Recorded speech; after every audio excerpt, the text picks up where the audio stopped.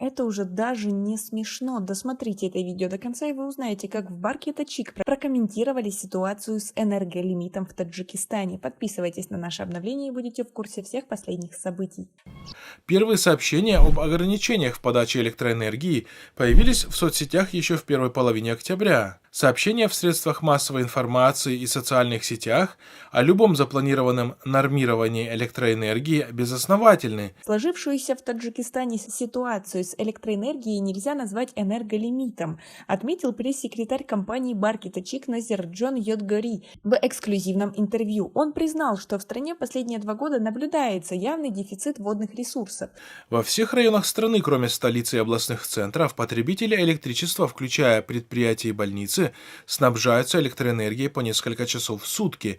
В реке Вахш с 1932 года каждые 12-13 лет происходит цикл нехватки воды, и в Таджикистане в настоящий момент наблюдается такой период, рассказал Ядгари. Представитель Барки Тачик напомнил, что 90% энергетической системы Таджикистана составляет гидроэнергетика, которая является самой дешевой в мире. По словам Ядгари, до тех пор, пока Рагун не будет полностью введен в эксплуатацию и его водохранилище не заполнится, электроснабжение в Таджикистане каждую зиму будет зависеть от природных факторов.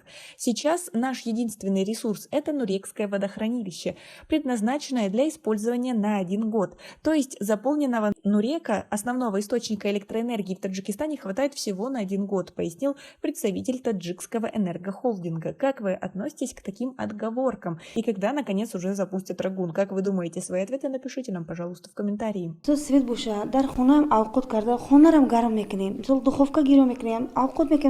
Пресс-секретарь Барки Тачик также призвал жителей экономно расходовать электроэнергию. Напомним, с начала 2020 года в Таджикистане введены ограничения на подачу электроэнергии из-за сокращения водных ресурсов в бассейне реки Вахш.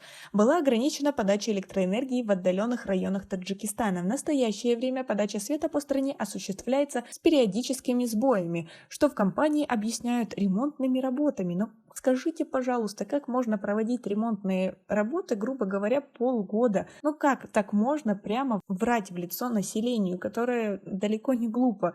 Как вы думаете? Свои ответы напишите нам, пожалуйста, в комментарии. У нас пока на этом все. Оцените наши видео подпиской и лайком. До скорой встречи!